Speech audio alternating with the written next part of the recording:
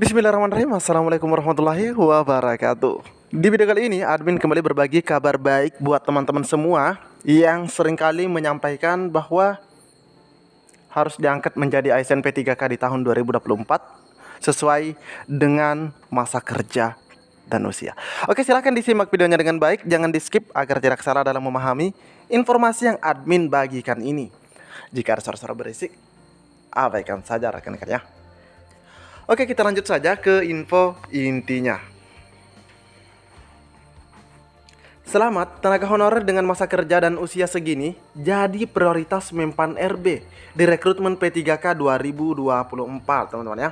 Nah, usia segini yang dimaksud itu kira-kira berapa? Jadi teman-teman ya, kita cek bersama-sama atau menyimak bersama-sama informasi ini. Dalam mekanisme pengangkatan tenaga honorer menjadi P3K 2024, ada sistem prioritas yang diterapkan oleh Mempan RB Aswar Anas, sehingga tak hanya skema pemeringkatan atau sistem penilaian kinerja saja. Pengangkatan tenaga honorer menjadi P3K 2024 ini juga dilihat dari segi prioritas. Dengan begitu, ada kategori tenaga honorer yang diutamakan dalam rekrutmen P3K 2024. Jadi penting sekali untuk para non-ASN mengetahui seperti apa mekanisme, sistem yang dipakai, hingga siapa saja yang menjadi prioritas dalam rekrutmen saat ini. Nah, ini benar teman-teman ya. Ini teman-teman non-ASN wajib tahu. Seperti diketahui bahwa Mempan RB tengah fokus merampungkan PP Turunan Undang-Undang ASN tahun 2023 yang nantinya akan mengatur terkait penataan ASN hingga sistem gaji terbaru. Terkait rekrutmen P3K 2024 pun akan diatur dalam PP Manajemen ASN terbaru itu. Jadi tak bisa langsung diangkat tenaga honorer menjadi ASN begitu saja. DPR pun telah meminta Mempan RB untuk melakukan seleksi dengan ketat, terutama terkait data. Nah, ini penting sekali teman-teman ya. Seleksi yang pertama ini penting sekali, yaitu terkait data yang sudah masuk ke platform penilaian kinerja. Hal itu guna menghindari tenaga honorer siluman atau bodong, sehingga tak ada yang lolos atau diangkat menjadi P3K. Maksudnya supaya yang bodong ini tidak ada yang betul-betul lolos dari kerang seleksi data ini teman-teman ya. Maka itu mekanisme dan sistem dalam pengangkatan non-ASN ini memakai sistem ranking dan prioritas. Mengenai kategori tenaga honorer yang masuk kriteria prioritas juga sangat mencuri perhatian dan harus diketahui oleh semua pegawai non-ASN. Lantas tenaga honorer mana yang masuk skema prioritas dalam pengangkatan atau rekrutmen P3K di 2024 mendatang? Jadi, Mempan RB telah memiliki sebanyak 1,6 juta tenaga honorer yang kini menjadi prioritasnya. Nah, ini teman-teman ya yang sudah masuk dalam pendataan. Nah, dari total 1,6 juta tenaga honorer itu, ada kriteria prioritas yang akan langsung diangkat menjadi P3K 2024. Bahkan, honorer yang masuk prioritas ini yang akan sangat diuntungkan jika rekrutmen P3K 2024 memakai skema pemeringkatan atau penilaian kinerja. Nah, teman-teman ya, katanya honorer yang masuk prioritas ini sangat diuntungkan katanya. Oke, kita lihat lanjutannya teman-teman ya. Oke, kita lihat.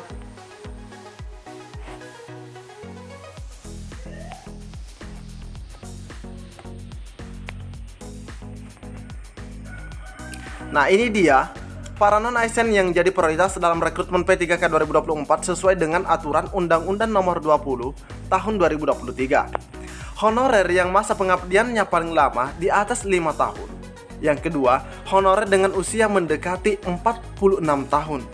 Dengan begitu, honorer dengan masa pengabdian paling lama atau di atas 5 tahun, maksudnya minimal 5 tahun ya, dan usia mendekati 46 tahun, mendekati berarti ya sekitar 46, 45, 44, 45, 46, 47 teman-teman ya, akan sangat diuntungkan dengan rekrutmen P3K dengan skema pemeringkatan.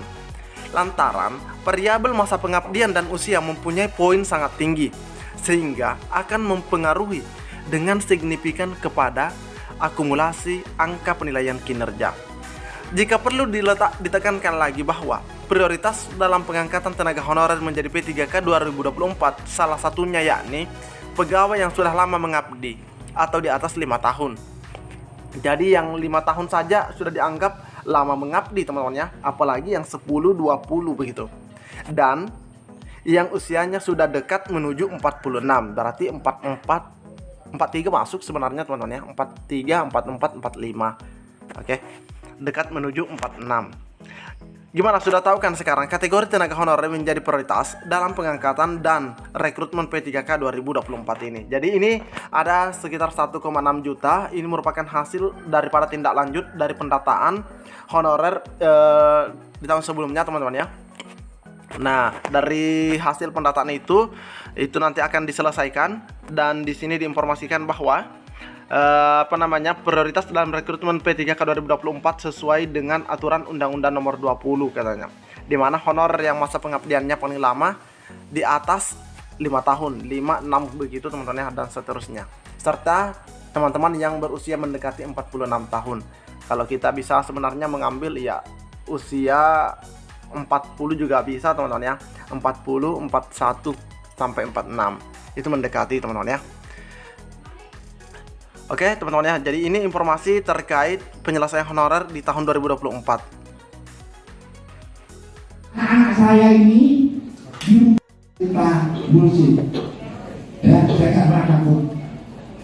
Kalau ini tanggal berapa pilih ke sana, tanggal 3, tanggal 4, sepanjang hari ini usaha melakukan pendekatan dengan BKN supaya tidak, itu permintaan saya ya.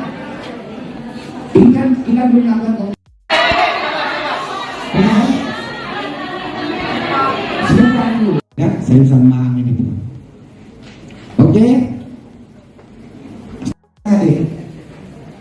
ya, bisa gitu ya.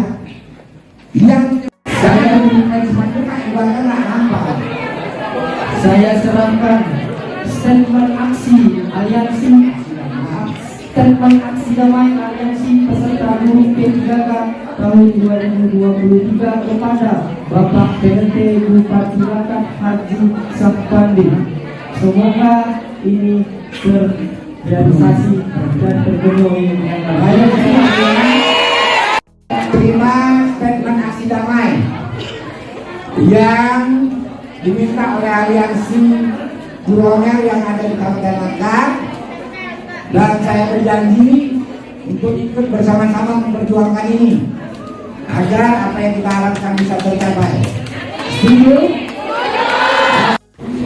Ya, anak-anak kita yang honor ini merasa bahwa capaian yang mereka peroleh itu hasil yang didapatkan tidak sesuai dengan sistem di luar dari CAT. Maka kita minta ini supaya dievaluasi ulang. Kita akan bawa juga persoalan ini ke Jakarta, seperti apa dulu persoalannya. Kapan rencana akan berangkat? Ya spontan lagi, karena ini tidak mungkin lagi sekarang, orang tanggal juga tidak memungkinkan. Jadi diperkirakan di awal Januari kita lakukan koordinasi. Kita akan ke sana. Berikut juga perwakilan dari honor ini akan kita bawa. Berapa orang nanti yang ikut? Kayak 2 orang, juga rame-rame juga di sana bukan bisa. Iya. Dan kita tahu sendiri. Pak, tadi Pak. Yang jelas kita akan bersama-sama mereka untuk memperjuangkan apa yang menjadi hak. Baik Pak, tadi ada sempat disinggung masalah siluman itu Pak, guru siluman itu bagaimana Pak? Kenapa? Terkait guru siluman dari tindak. Ya, kita akan evaluasi itu secara internal. Kalau itu terkait tentang kinerja di dalam, kita akan tanyakan. Maka tadi saya bilang supaya datanya kita minta. Pak, satu lagi Pak, ini temuan Pak di lapangan Pak terkait peserta PPK yang lulus ini Pak, katanya ada dugaan Pak menggunakan uang Pak, itu bagaimana Pak? Saya belum sampai situ. Kalau umpamanya apa saya akan tindak. Akan ditindak ya Pak? Tapi kan tadi statement yang saya sampaikan jelas kan, tidak pernah ada instruksi terkait dengan yang Siap. Jadi terkait tuntutan kita Bang yang sudah disampaikan oleh Bupati itu bagaimana Bang? Kita menerima atau bagaimana Bang? Ya, sampai saat ini kami dari peserta P3K Guru, Bapak Bupati sudah menjelaskan akan mengakomodir ini ke BKN pusat. Kalau bisa ini nilai CAT murni yang dipakai. Nanti Pak Bupati akan sama-sama melalui beberapa nanti yang akan berangkat ke BKN dalam waktu sedekat-dekatnya ini agar pembatalan SKTT kebatalan itu ditiadakan dan kembali ke nilai hasil CAT murni. Bang, terkait dasar penilaian SKTT itu kan belum ditegaskan juga. Itu bagaimana Bang?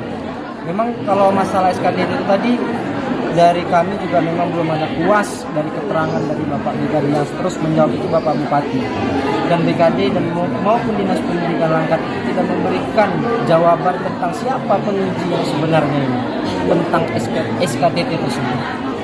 Bang, untuk tuntutan sendiri apa yang nanti akan disampaikan Bang? Tuntutan tadi sudah kami sampaikan Itu apa sih? ke Bapak Bupati. Statement kami itu yang pertama itu hapus pengumuman atau batalkan pengumuman lulusan SNP3K 2023 untuk guru. Hapus SKTT. Dan itu tadi yang saya tegaskan dari awal, kami akan bersama-sama dengan Bapak Bupati ke BKN pusat. Intinya Bang, pada pertemuan hari ini bagaimana menurut Bang? Memuaskan atau tidak? Kalau dikatakan memuaskan itu belum puas karena belum ada jawaban yang pasti. Memang benar keputusan itu di BKN, tapi pada saat ini minimal 70% kami sedikit puas dengan jawaban dari Bapak Bupati yang memang akan mengakomodir kami ke BKN. Jika hasil BKN nanti tidak memuaskan lagi, bagaimana Bang? Kami Sikap. akan berdiskusi dengan kawan-kawan selanjutnya, langkah-langkah selanjutnya. Nggak ada mau melaporkan ke aparat penegak hukum Bang? Kalau itu nanti akan kita lihat perkembangannya yang seperti dilakukan oleh Madinah. Mereka melakukan laporan itu ke Polda. Bang, izin Bang, nama Bang? Nama saya Wahyu Bima Mahruzar dari Tanjung Pura.